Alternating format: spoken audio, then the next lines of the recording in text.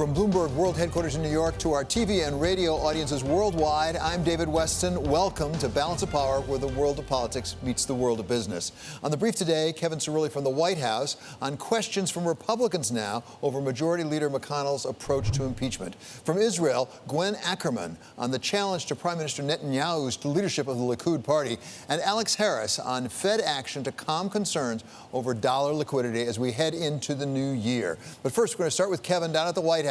So we had Lisa Murkowski here, Alaska Republican Senator Lisa Murkowski, saying this about impeachment on a local television station. We have to take that step back from being hand in glove with the defense. And so I heard what Leader McConnell had said. I happen to think that that has further confused the process. So, Kevin, the media, at least, are making a great deal of this because it's the first Republican senator to say, I'm not sure Mitch McConnell is handling it right. Not that the president should be convicted, but just maybe we should have a trial. Maybe we should not be working quite so closely with the White House. Is it significant?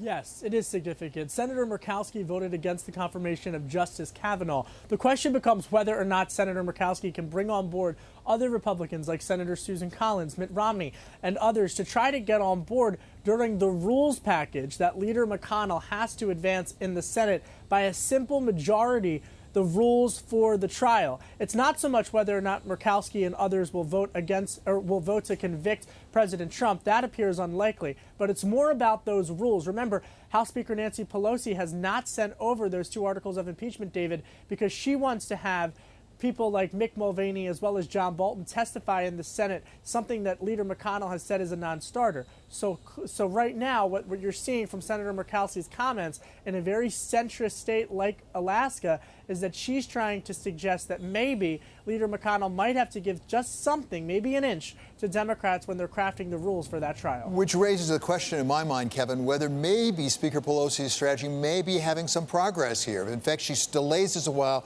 It allows those senators from moderate districts, from moderate states, to hear from their constituents. Who are the other senators that maybe might turn? Susan Collins. Susan Collins is someone who came down to the wire. She voted to confirm Justice Kavanaugh, and I keep bringing that up because that really is the barometer here in terms of where senators are likely going to move. Murkowski, to your point, David, just created a marker of sorts for those Republicans who might need space from Leader McConnell, but still have to vote to not convict President Trump, in the sense that they could be working now to craft some type of wiggle room on the rules to say that they worked for a fair trial and then set up a vote to not convict President Trump. Okay, Kevin, thank you so much for reporting from the White House today. That's Kevin Cirilli, our chief Washington correspondent. And now we go to Gwen Ackerman she's on the phone actually coming to us from Jerusalem, where there is, I guess, a big fight over the leadership of the Liquid party, Gwen? It is a dramatic fight, I would say. I don't know. It's a very dramatic. It's the first time in 10 years that, or even 20 years, that Prime Minister Benjamin Netanyahu has had a real rival for his leadership in the Likud. So it is dramatic, and it comes after the Prime Minister failed to form a coalition government after two elections. We're going into our third in March. And after the Attorney General recommended that he be indicted on corruption charges. So we have Netanyahu versus Gideon Saar, a former minister, and actually a younger Likud member, senior member, who was who was mentored by Netanyahu in his early days. So is it expected that, in fact, Benjamin Netanyahu will lose leadership of the Likud party, or is it just significant that anyone is even willing to challenge him for it? The chances are slim that he's going to lose the leadership, but yes, just as you said, it's significant that there's actually a real rival.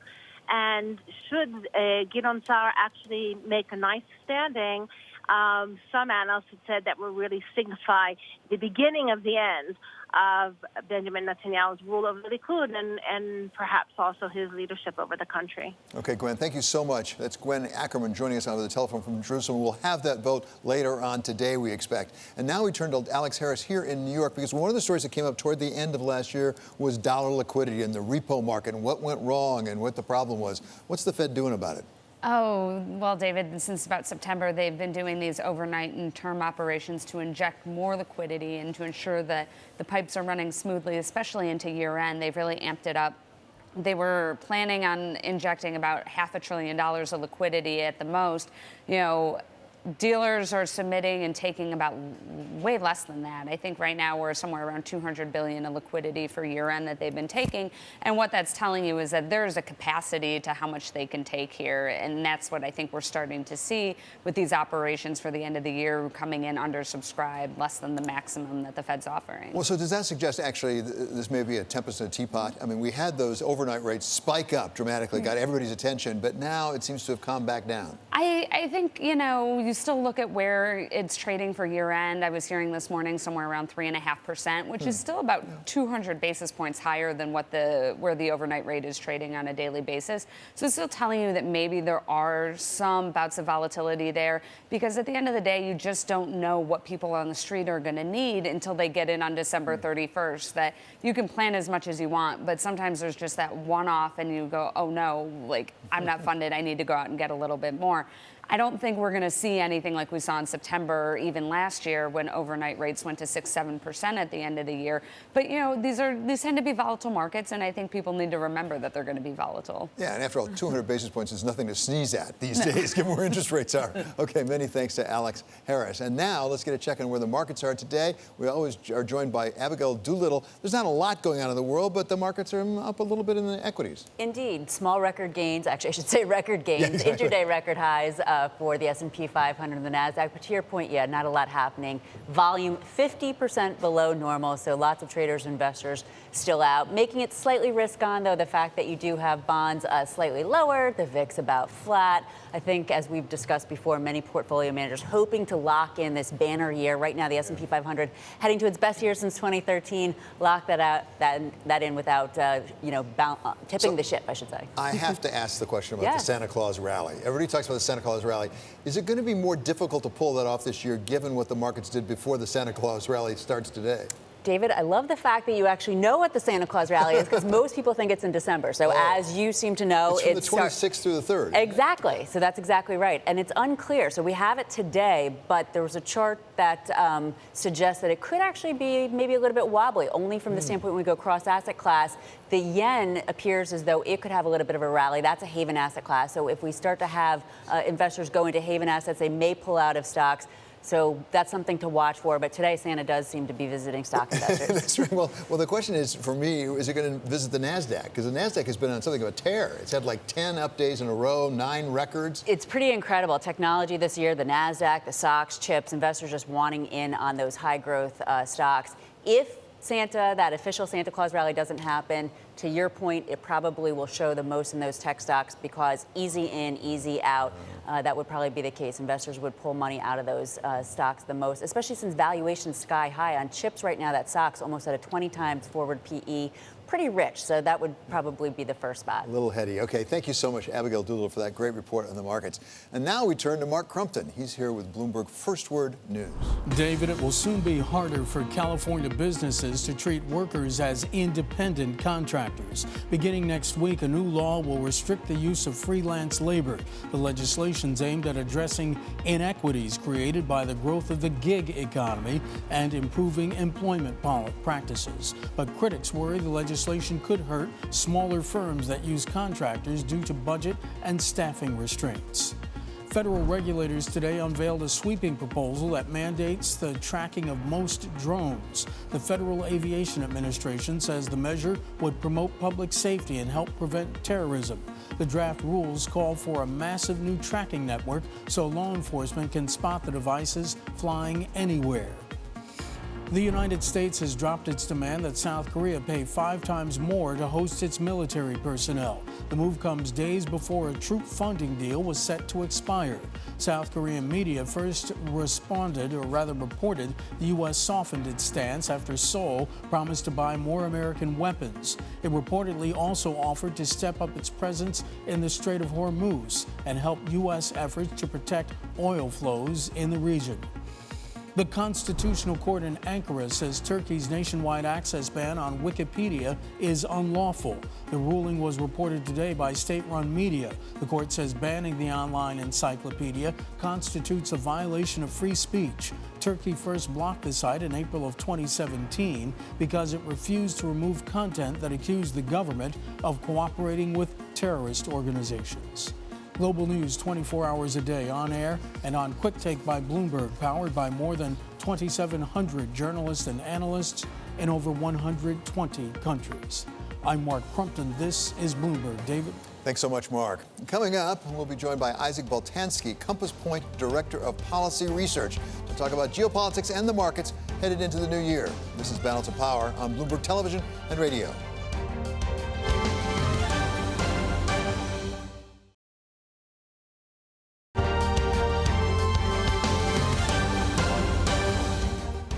This is Balance of Power on Bloomberg Television and Radio. I'm David Weston. We head into the new year with geopolitical uncertainty lingering, even with reports of a possible Phase 1 trade deal with China and a pending ratification of the USMCA. Welcome now from Washington, Isaac Boltansky, Director of Policy Research at Compass Point Research and Trading. Thank you so much for joining us, Isaac. So there's a lot of uncertainty, maybe not as much as we thought there would be, but there's a lot of uncertainty. Let's start with the big one, which is impeachment. To what extent is that pending impeachment, we're not even sure when it might start, does that hang over the markets and business? Yeah, I think impeachment fits within a broader narrative of there's going to be high drama here inside the Beltway, but it's going to have very little impact on the markets. Let's start with just impeachment. There is going to be a lot of political posturing. We still don't know what the exact rule set is going to look like. We don't know if there's going to be testimony and how the White House is going to formulate its strategy there.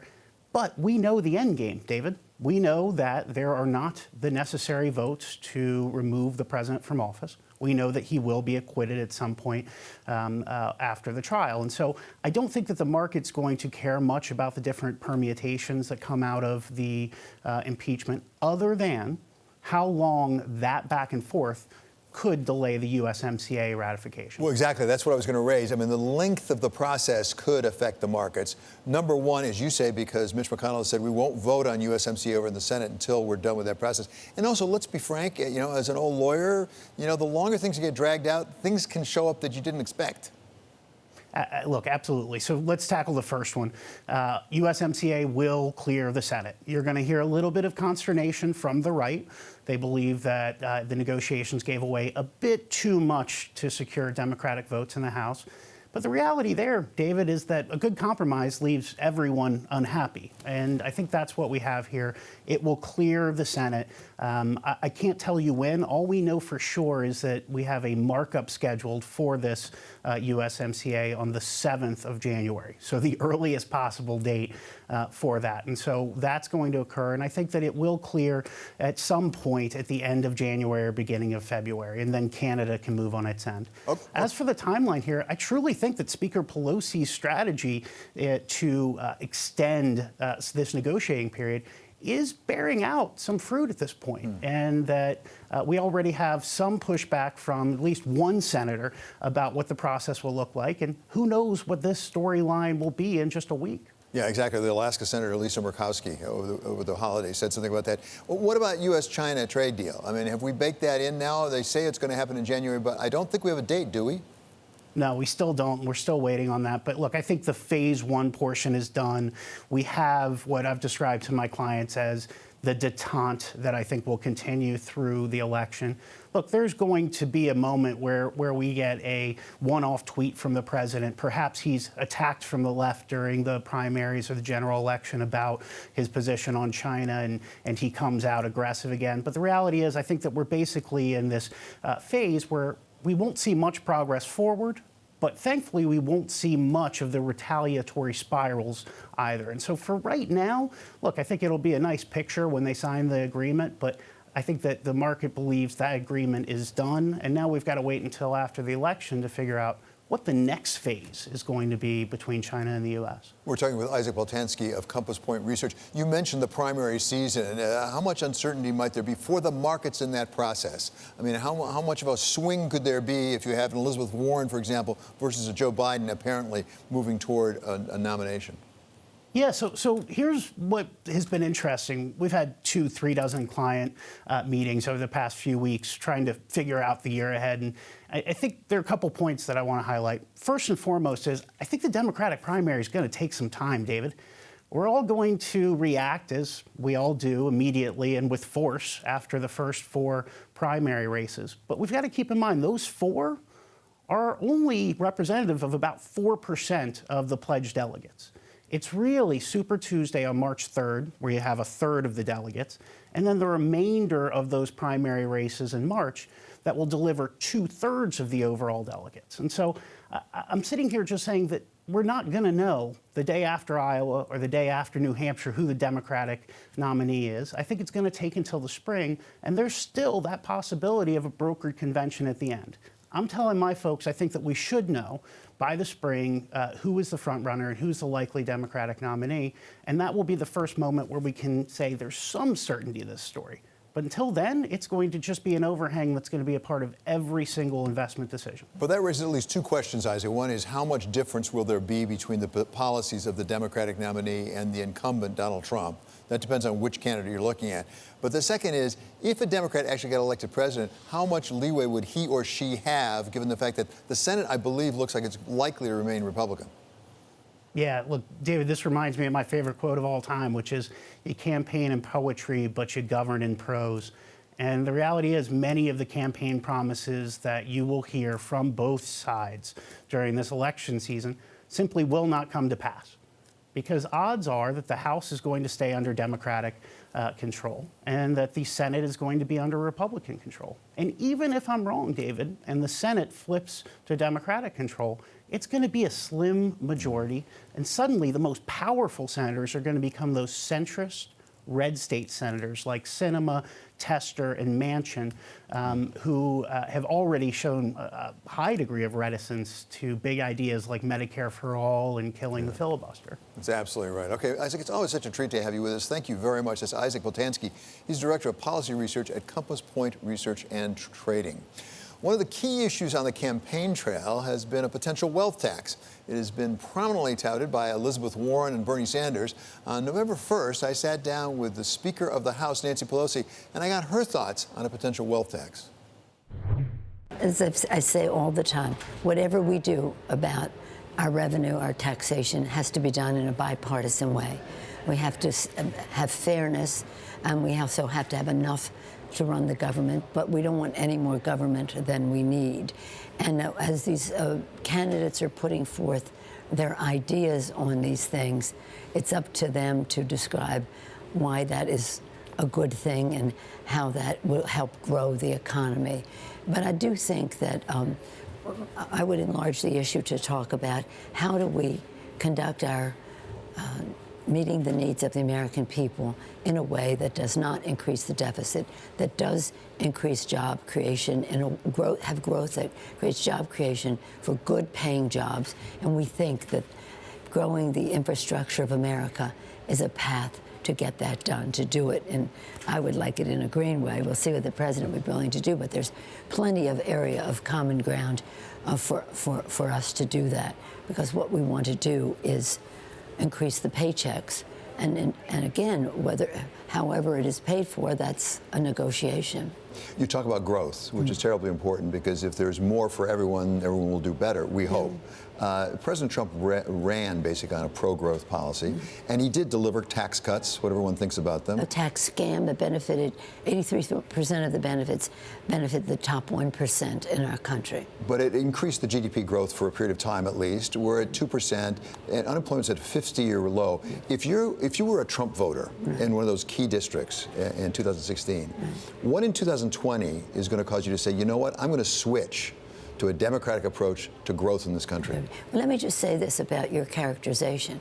To the average working person, what we consider, what I proposed as indicators, where the stock market is, where the GDP is, that isn't necessarily resonating with them. They want to know why their wages are stagnating. The unemployment rate, that's interesting, and that's important.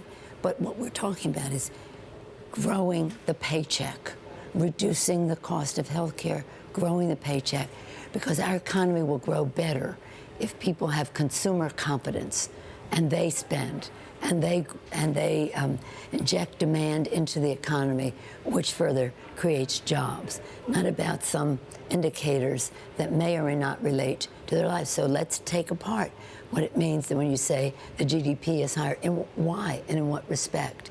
I think the president's tax bill, in the dark of night and the speed of light, with many mistakes, benefiting the top 1%, 83% of the benefits, down 1%, was a scam. And now they're coming to us to say, you have to help us correct all the mistakes that we made in it. So we will try to work together to help with some of the technical corrections, seeing what we can get for America's working families as we do that. But it is,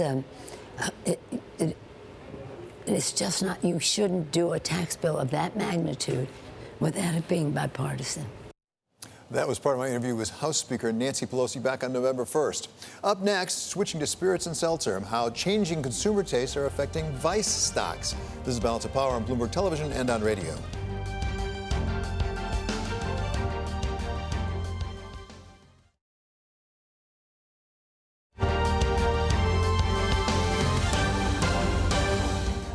This is Balance of Power on Bloomberg Television and radio. I'm David Weston. Our stock of the hour is really a whole category called Vice. New studies show domestic beer and cigarettes are being left behind in favor of harder alcohol and vaping. And that could help shape new national policy. Abigail Doolittle is here to look at the findings. So what did you find out? Well, this is pretty interesting, and it's a classic example of what you can see in a quiet holiday week like this, because we have Cowen out talking about this. And from a fundamental perspective, though, it's a little bit disturbing because this analyst, the firm, saying that studies are showing that teenagers, their vice tendencies are shifting. So shifting away from domestic beer brands such as Budweiser and Coors, sort of those old school brands, and going more toward some of the international brands, specifically Mexican, plus the American craft beers. So relative to the winners there, Constellation, because they, of course, have Modelo, they have Corona. And then from a vaping standpoint, that's the big deal, too. Teenagers moving away from cigarettes, going toward that vaping. Well, as a father of a 17-year-old, I'm really concerned particularly about the vaping right now. Yes. I don't like the alcohol, but the vaping because of all the injuries and death. And not only that, but they're vaping pot. There's a study, yes. This shows that these high schoolers are really vaping pot, too. Relative to 8th grader, 7.1%. Seniors, 21% of seniors are vaping pot. So that is, a trend to certainly think about as well. My son's a senior, so that's not good news. Okay, thanks so much to Abigail Doolittle. Up next, Iraq in political crisis. The president offers to resign rather than name an Iran-backed governor as the next prime minister. We're going to talk about that next on Bloomberg.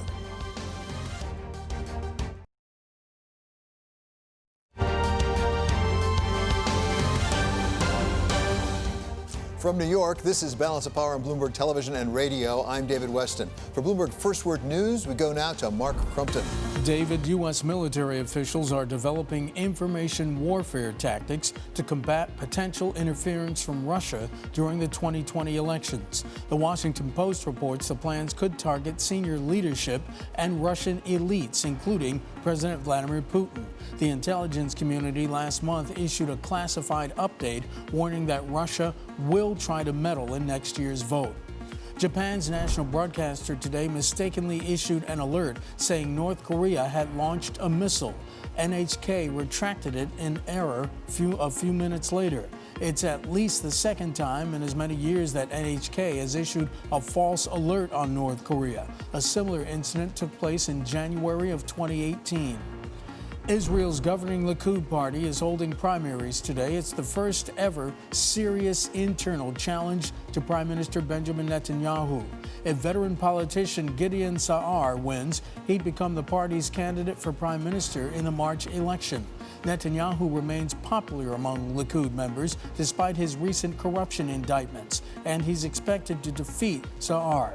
Meantime, weekly Palestinian demonstrations along the Gaza Strip's frontier with Israel will be scaled down beginning in March. The organizers of Gaza's so-called Great March of Return made the announcement today. It's the latest sign that the area's Hamas rulers could be looking to ease tensions with Israel. The coastal territory has been under a blockade for 12 years.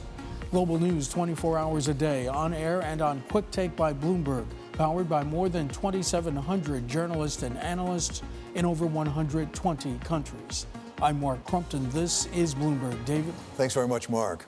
Iraq is in political crisis. Less than a month after its prime minister resigned, its president is now offering to step down as well, objecting to the possible naming of a pro-Iranian politician as the country's next prime minister. Welcome now, Douglas Ollivant. He is the former director for Iraq on the National Security Council and is currently a fellow at New America.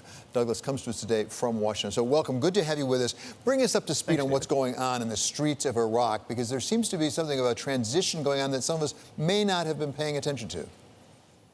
This is a really interesting story, David. So these protests actually started last October. This has been going on for almost 3 months now. And it started when the Iraqi government fired a very, very popular general who was one of the leaders in the anti-ISIS fight inside Iraq. His firing inspired a small demonstration, and that demonstration was put down very hard by the Iraqi government, as in they used live rounds and tear gas canisters and killed several of the demonstrators. That just sparked this youth movement, and the young Iraqis flocked to the streets, and now you've had essentially 3 months of solid protests.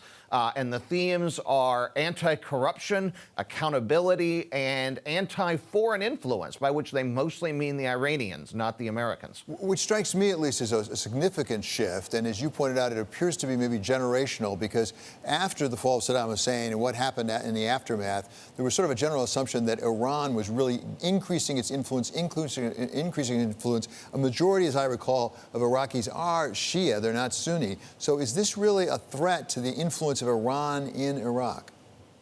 It absolutely is. This is what they're protesting, is this outsized influence of Iran inside the Iraqi state.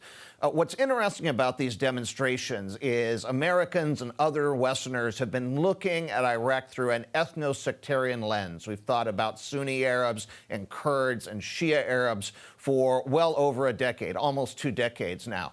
But this demonstration is internal to the Shia Arab majority. So this is a group of young Shia Arabs who are protesting a government that consists of mostly old Shia Arabs. It's a very different kind of demonstration. It kind of reflects it reminds me of the demonstrations of the 60s, not that I remember them, but in America and France and elsewhere, of the youth really protesting almost their parents. And of course, what adds another dimension to this is these protesters are largely either the people who fought against ISIS or their brothers, cousins, sisters. And it's become quite a social revolution. There are women out as an active part of this protest, very, very prominent in a society that has not been very gender integrated. So as someone who may be too much old school, my initial reaction is to think Iran's not going to sit back and let this happen. Iran has not always played by the rules, I think it's fair to say, in intervening in the area and other places. Is Iran taking any action to counter this revolution? Well, most outside observers credit the very violent crackdown. And again, they killed tens or scores in the first days of the protests, but the violence has continued. Last I checked, the death count is approaching 500 officially, and it's probably higher than that. So there are 500 dead, young, mostly Shia Arabs as a result of this demonstration. So that's a lot of people, and Iran is taking most of the blame for it. So perversely, as the Iranians get blamed for the response, they're becoming even less and less popular, and their response seems to be backfiring against them. But you're right, don't count them out. Iran has a lot of influence in the region. But this move by the President Barham Saleh to offer to resign and say, I'm not going to back this candidate who has very strong Iranian ties, shows that there's resistance to the Iranian influence inside Iraq. And Barham Saleh is someone we know well. He lived here in Washington during the 90s before the Saddam Hussein regime fell. He's a known figure, and he's generally considered relatively pro-American. We're talking with Douglas Ollivant, a fellow at New America down in Washington. Douglas, to what extent is there a socioeconomic aspect to this? Because in other places, particularly in the Middle East, we've seen particularly young males who do not have employment, do not have resources, and they tend to be more activist. Is there an element here of lack of employment, lack of job skills, lack of a future? There absolutely is. The demonstrations, actually, there were some precursor demonstrations that were mostly done by college graduates and graduate students who couldn't find any employment. The fundamental problem with the Iraqi economy is it's state-directed. There's almost no private sector, and the only way to get a job is to have a government job. But the government simply has no more jobs and no more money and can't offer jobs to these youth. As we all know, only a private sector can really generate enough jobs to keep employing a rapidly growing population. So it initially started with economic motives, and it was initially, I think, primarily a middle-class, college-educated, but then came from the lower classes, the laboring classes, those who are protesting that, hey, I don't have any jobs either. It's not just the college graduates who are suffering. It's also the lower classes. So there's absolutely an economic aspect.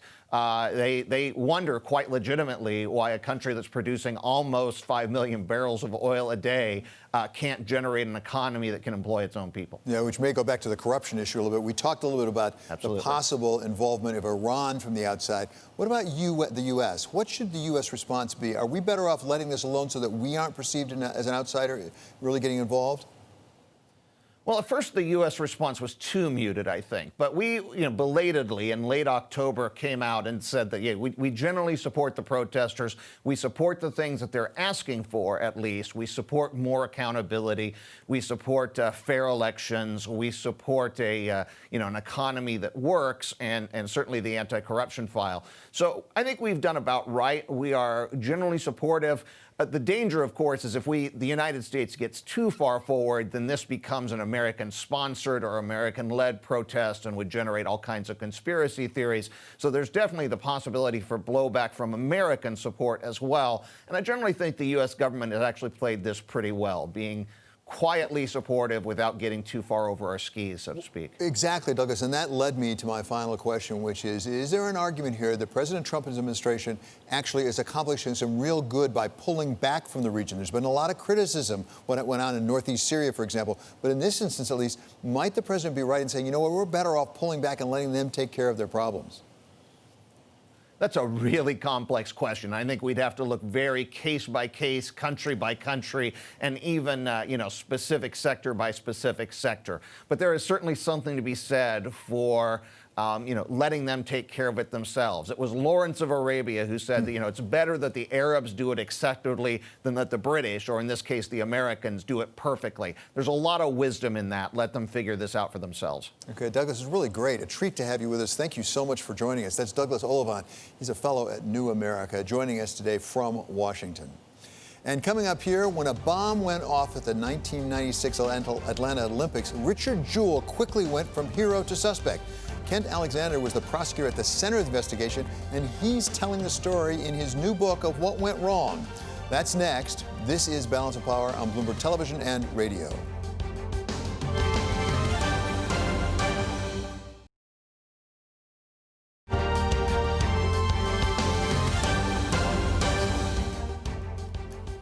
This is Balance of Power on Bloomberg Television and Radio. I'm David Weston. The bombing at the 1996 Atlanta Olympics left 2 people dead and more than 100 people injured. Now, Hollywood legend Clint Eastwood is looking at the other lives that were changed, particularly the man who found himself at the center of the media firestorm, first as an unlikely hero and then as a suspect, Richard Jewell. Welcome now for today's conversation in chief, Kent Alexander, who served as a United States attorney for the Northern District of Georgia during the bombing and subsequent investigation. He is the co-author with Kevin Salwin of the new book, An Olympic Bombing, the FBI, the Media, and Richard Jewell, the Man Caught in the Middle. And thanks so much for joining us for today's conversation in chief. Good to have you here. Thanks for having me. So first, you were at the center of it to some extent. You were a prosecutor at the time. When did you first hear about Richard Jewell? I first heard about Richard Jewell the day after the bombing. The bombing was early on a Saturday. Sunday afternoon, his name circulated, and that's the first time I heard he might be a suspect. But I met him the morning of the bombing. I was at the park. I went to the Inform building next door. He was standing there with an FBI agent, ATF agent, Secret Service agent. I shook his hand to say congratulations. So the very first time was the morning of the bombing. So to be clear, for those who don't remember this story, it was a dramatic story at the time in 1996. But this was the individual who first spotted the backpack under a bench and called authorities who were they were not sure that there was a real problem with it. So he was really the whistleblower on the bomb. Yeah, he was actually the hero. He found this military pack under a bench. He spotted it. It was in the Sound and Light Tower, 50,000 people in a park, and there was a huge bomb in it, and he called authorities and helped clear people out of the way. So he was heralded as a hero for a couple of days. For a couple of days. What Right. turned that? What turned him from a hero into suspect? Well, a few things turned it. He had worked as a former deputy sheriff and a former campus cop up in North Georgia, and he lost both jobs. And the Piedmont College president had somebody call down and say, well, I'm not saying he did it, but you might want to look at him. And then other people started calling. Well, and look at him in part because he had some literature, as I understand, about how to build a bomb, right? Well, it turns out he did have some literature because he just liked to learn about law enforcement stuff. So he had some literature. He had asked somebody if a tower would withstand a blast when the park was being built, which is just a little odd. But he was a law enforcement kind of guy. He just liked everything law enforcement. And what really turned it was a profile out of Quantico, Virginia, which was not so much a generic profile, oh, it's a bomber, you might want to look for this, as it was, it looks like this is the guy. But did they know, the people at Quantico, the profilers, did they know about Richard Jewell when they wrote that profile? Because it was like eerily similar to him.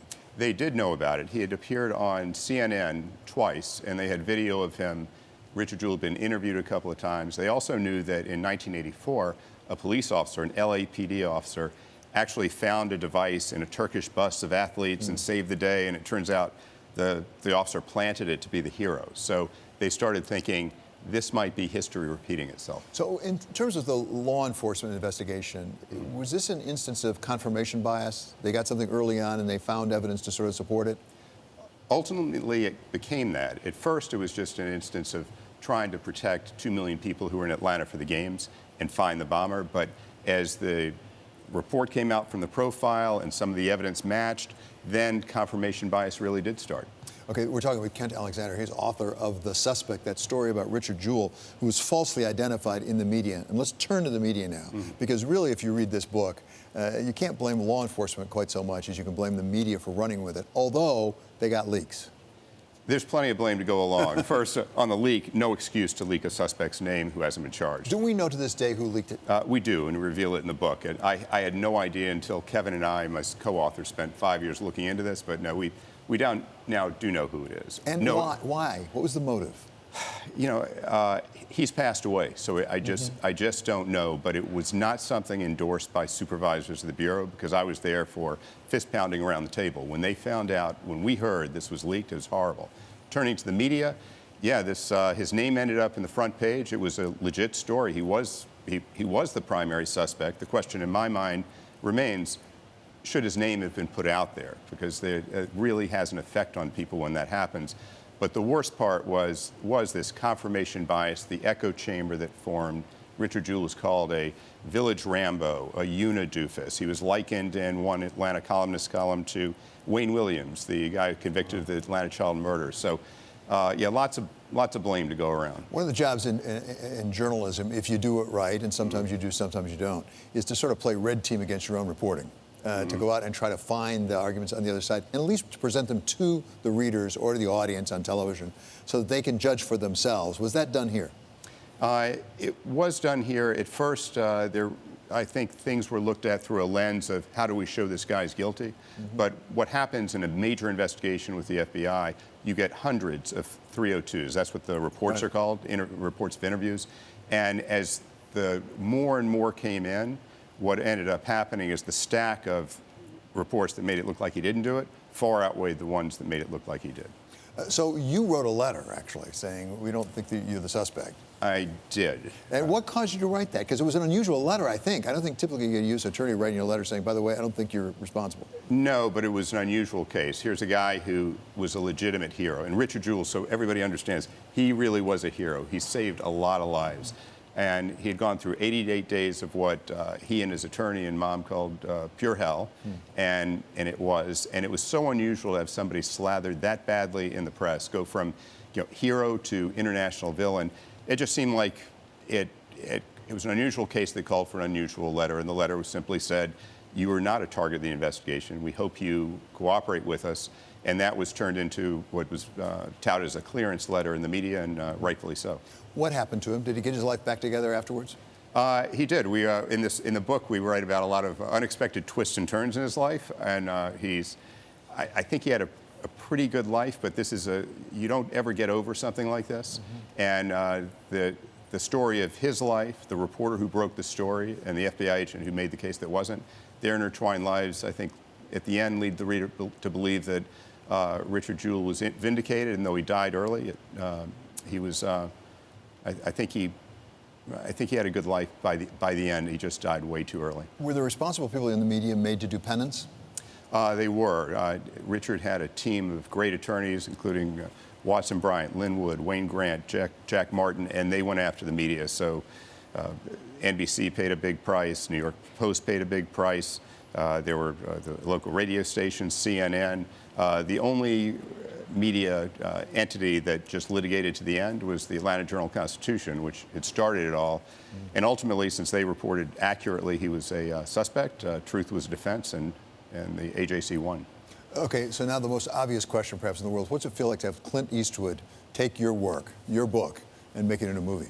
It's just awesome. It started with a great article by Marie Brenner in Vanity Fair, and then they picked up our book, Kevin's in my book, and you know, if I pinch myself, if we pinch ourselves anymore, we're just going to bruise. Yeah, well, congratulations on that. It's out now in theaters right now. It's a great movie. Exactly. Great movie. Thanks to Clint Alexander. He's co-author of The Suspect. We're going to have more with him on the second hour of Balance of Power over on radio.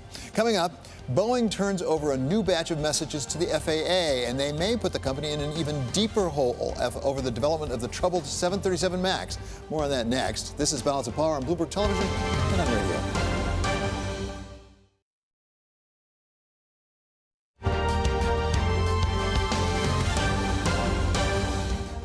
This is Balance of Power on Bloomberg Television and radio. I'm David Weston. After Boeing's CEO stepped down earlier this week, we now learn that there is a second group of documents the company failed to turn over to authorities. Documents that at least one congressional staffer terms, quote, disturbing.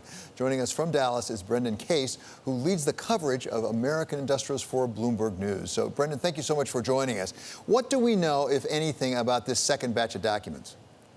Well, we know very little, David. We know that a congressional aide has called them very disturbing. We also know that a previous batch of messages in October had a big negative impact on Boeing's stock price. What we don't know is the actual contents of this latest batch of messages, and we're all trying to learn more.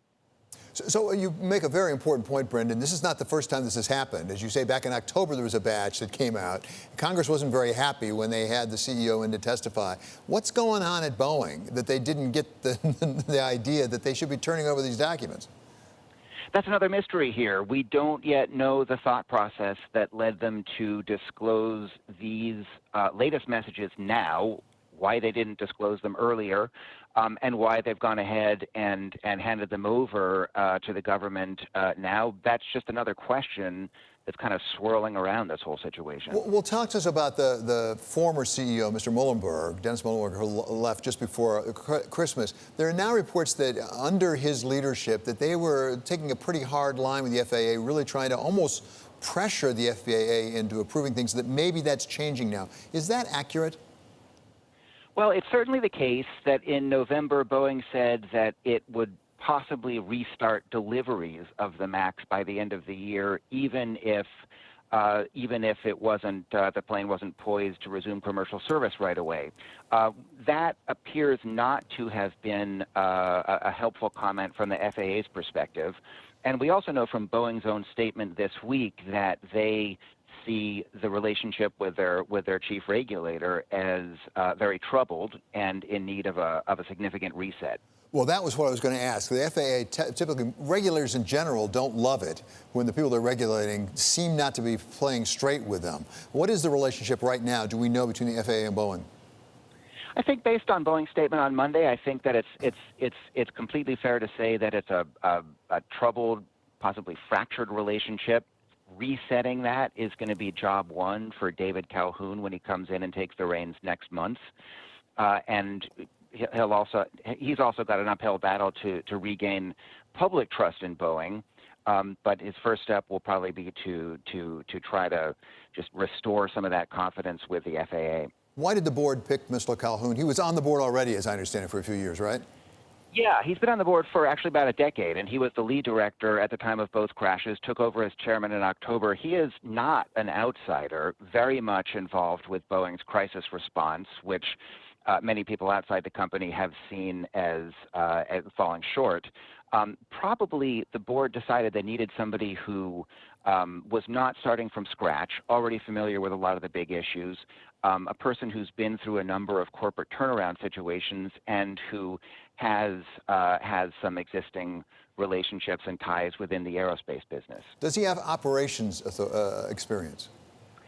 You know, he led GE's aircraft engines operation, but that was quite some time ago. That was about 15 years ago. And since then, his operational experience, as well as his engineering expertise, that's not necessarily his strong point. Brendan, thank you so much for joining us. This is Brendan Case of Bloomberg News, coming to us from Dallas today. Coming up here, Balance of Power continues on Bloomberg Radio. In our second hour, we're going to have more on Boeing. We'll speak with Jeff Wise, a private pilot and author of a book on the disappearance of Malaysia 370. This is Balance of Power on Bloomberg Television and on radio.